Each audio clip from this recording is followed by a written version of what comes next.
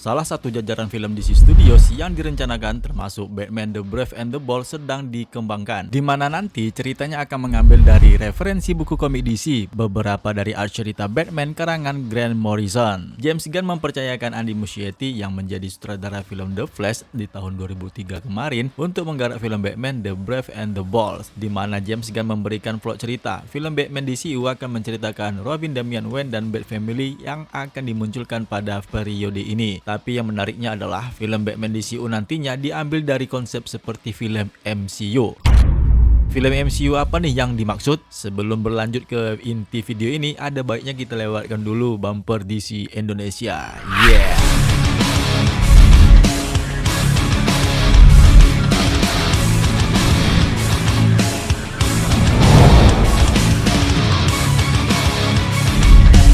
Batman DCU akan mengambil salah satu film Marvel Studios yang sukses, dan film itu adalah Spider-Man yang diperankan oleh Tom Holland. Meskipun sang The Dark Knight yang diperankan Robert Pattinson mengintai jalanan kota Gotham dalam film The Batman garapannya Matt Reeves, James Gunn juga bermaksud menghadirkan Bruce Wayne versi DCU yang sama sekali baru untuk DCU Chapter 1 Gods and Monsters. Batman yang baru ini akan hadir dalam kontinuitas yang terpisah dari film The Batman yang dikategorikan sebagai film Elseworlds, yang dikategorikan sebagai film DC yang tidak termasuk dari proyek DC Studios. Di sosial medianya, lebih tepatnya di akun Threads, James Gunn membalas komentar seorang penggemar yang bertanya mengapa DCU mengabaikan cerita asal-usul. Para penggemar sepertinya mungkin teringat, James Gunn sebelumnya pernah mengatakan bahwa film Superman tahun 2025 bukanlah cerita asal-usul Man of Steel. Koordinator CEO DC Studios tersebut menanggapi bahwa keakraban dengan khayal umum adalah kekuatan pendorong di balik keputusan untuk melewatkan tahun-tahun awal Clark dan Bruce, dan hal itu banyak berkaitan dengan bagaimana MCU menangani latar belakang cerita Spider-Man yang diperankan Tom Holland. Ya, James Gunn tidak akan menceritakan lagi kisah asal-usul Batman dan Superman karena semua orang sudah mengetahuinya. Dan itu masuk akal, hal yang demikian sudah pernah dilakukan MCU di saat Spider-Man yang diperankan oleh Tom Holland tidak lagi menceritakan bagaimana cerita asal-usulnya dia, si Peter Parker, terkena gigitan laba-laba.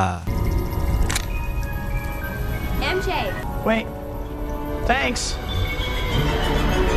Langsung ke adegan pembentukan karakter. Film tersebut langsung ke inti cerita dan menunjukkan karakter beraksi lebih cepat. Sosok di balik film The Batman, Matt Reeves, juga mengomentari pengulangan asal-usul The Dark Knight yang diperankan oleh Robert Pattinson yang ditayang pada tahun 2022, dengan mencatat bahwa para penggemar telah melihat asal-usul Batman berkali-kali. Jadi bagi DCU-nya James Gunn, mereka tidak hanya memilih untuk tidak menunjukkan penampilan perdana Batman ataupun Superman, tetapi juga menghindari potensi kekesalan penonton saat mereka menyaksikan Krypton meledak untuk kesekian kalinya. Tentu saja itu akan terlihat sangat bosan, dan wajar saja para fans yang lainnya menganggap film DC selalu itu-itu saja, cerita asal-usul kemudian reboot. Tapi ternyata kan tidak demikian, karena film Superman DCU tidak lagi menceritakan asal-usulnya, di mana film tersebut akan berada di tengah masa Superman sebagai simbol harapan dan si Clark Kent tengah bekerja sebagai seorang reporter di Daily Planet. Sedangkan Batman DCU, dia sudah beberapa dekade bertindak sebagai The Dark Knight di kota Gotham dan melahirkan beberapa generasi sidekicknya sampai Robin Damian Wayne sebagai Robin yang generasi yang keempat. The introduction of the DCU's Batman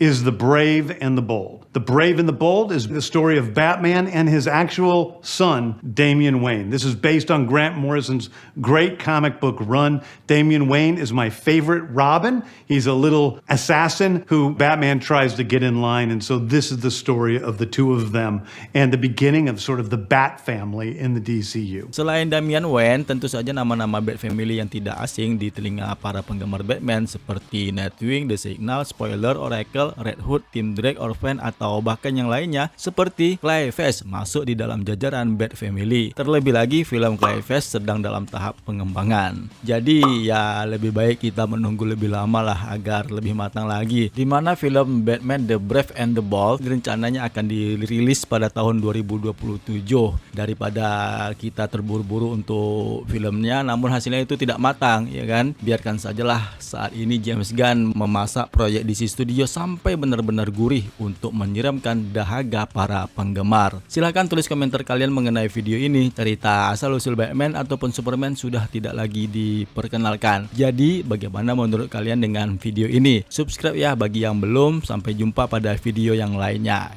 Yeah.